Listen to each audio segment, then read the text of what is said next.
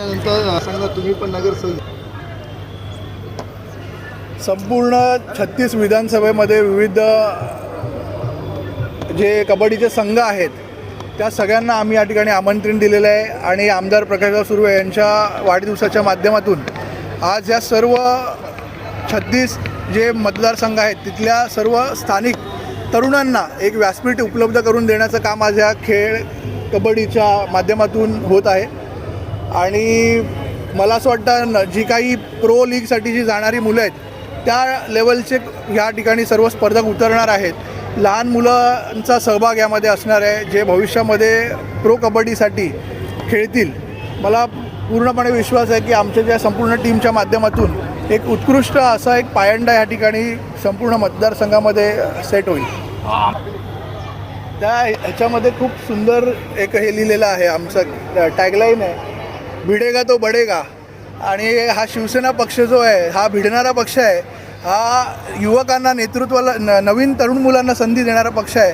हा आज या कार्यक्रमाच्या माध्यमातून आत्ता 2026ला आपण नववर्षात भिडून आम्ही चांगले कामं करून लोकांची मनं जिंकू असा आम्ही संकल्प केलेला आहे. कुठे आणि आपण रोख पारितोषिक ठेवलेले आहेत 50,000 आणि 75,000 आणि 50,000 असे 2 प्राईज मनी ठेवलेले आहेत फर्स्ट आणि सेकंड प्राईजसाठी.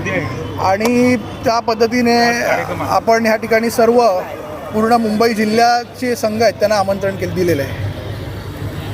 आपण बघताय की सगळीकडे वाढदिवसानिमित्त काही ना काही क्रिकेट अमुक तमुक असे प्रोग्राम्स घेतले जातात. पण या ठिकाणी मला आवर्जून सांगायचं वाटतं की या मंडळाने आज गोरगरिबांचे आमदार जनतेचा आमचा कैवारी प्रकाश सुर्वे यांच्या वाढदिवसानिमित्त राज्यस्तरीय कबड्डीचे सामने या ठिकाणी भरवलेले आहेत. आणि 13 तारखेपासून 18 तारखेपर्यंत हे सलगरित्या या ठिकाणी सामने भरवणार आहेत. आणि दुसरी गोष्ट अशी आहे, सांगण्याचं खास वैशिष्ट्य म्हणजे महिलांनासुद्धा या ठिकाणी आपण इथे चान्स देणार आहोत. म्हणून मी खूप खूप धन्यवाद देते गावदेवी मित्रमंडळाला की जे टायटल त्यांनी दिलेले आहे भिडेगा तो बडेगा. आणि आमचा दादा सगळ्यांसाठी मांडून जनतेची सेवा करण्यासाठी या ठिकाणी काम करत आहेत. आणि त्यांच्या वाढदिवसानिमित्त हा मोठा कार्यक्रम आयोजित केला. आयोजकांना खूप खूप धन्यवाद देते. आमचा नेताच लाडक्या बहिणींना सपोर्ट करणार आहे आणि दुसरा दादा म्हणजे लाडक्या बहिणींवर प्रेम करणार आहे. आणि आमचे पक्षप्रमुख एकनाथजी शिंदेसाहेब यांनी जी लाडकी बहीण योजनेच्या माध्यमातून जे महिलांसाठी त्यांनी उपक्रम केलेले आहेत त्या माध्यमातून दादासुद्धा तो वसा पुढे त्याच पद्धतीने घेऊन जात आहेत. आणि मी या ठिकाणी राजलासुद्धा खूप खूप शुभेच्छा देते, कारण राजच्या माध्यमातून युवा टीमला या ठिकाणी प्राधान्य देण्याचं काम राजने केलेलं आहे. म्हणून या दोघांनासुद्धा खूप खूप धन्यवाद देते. मित्रमंडळ आयोजित भव्य अशा कबड्डी स्पर्धांचं आयोजन या ठिकाणी 5 दिवसाचं केलेलं आहे. त्याचं निमित्त म्हणजे आमच्या सर्वांचा आधारवड, आमचे सर्वांचे मार्गदर्शक, आमच्या सर्व या मागाठाण्यातल्या लाडक्या बहिणींचा भाऊ म्हणजे आमदार प्रकाशदादा सुर्वे यांच्या वाढदिवसाचं औचित्य साधून या ठिकाणी हा कार्यक्रम आयोजित केलेला आहे. काल प्रभाग क्रमांक 11मध्ये भव्य असं डोळे तपासणी शिबिर आयोजित केलं. आज या ठिकाणी कबड्डी स्पर्धा आयोजित केलेल्या आहेत. वेगवेगळ्या प्रकारचे कार्यक्रम हा भगवा सप्ताह आमदार प्रकाशदादा सुर्वे यांच्या वाढदिवसाच्या निमित्ताने या मागाठाण्यामध्ये आयोजित केलेला आहे.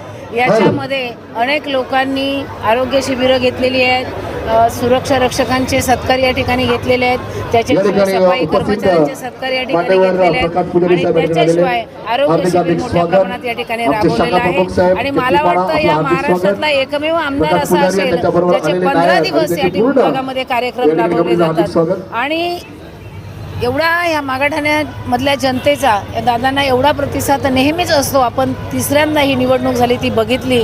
आएंगे हम लाखों से देख लेना आँखों से ही जी आम्ही घोषणा केली होती ती पूर्ण करून दाखवली. आणि त्याचंच कुठेतरी प्रेमाचं प्रतीक म्हणून आपण पाहतोय 15 दिवस ह्या भव्य दिव्य कार्यक्रम या मागाठाण्यामध्ये आयोजित केलेले आहेत. या मंडळाचे अध्यक्ष आहेत आमचे कौस्तुभ मामुनकर, ऋषी सुर्वे, नवनाथ चोपडा अशा या मुलांनी भव्य दिव्य अशा या कबड्डी, मला वाटतं उत्तर मुंबईमध्ये कधीही अशा कबड्डीचं आयोजन केलेलं नव्हतं. अशा पद्धतीचा कार्यक्रम या ठिकाणी आयोजित केला आहे. मी या कार्यक्रमाच्या निमित्ताने आमचे मार्गदर्शक आमचे लाडके दादा आमदार प्रकाशदादा सुर्वे यांना वाढदिवसाच्या निमित्ताने खूप खूप शुभेच्छा. हे सगळं कार्यकर्त्यांचं प्रेम आहे, कारण दादा हा व्यक्ती असा आहे की हा स्वतःला आमदार कधीच समजत नाही.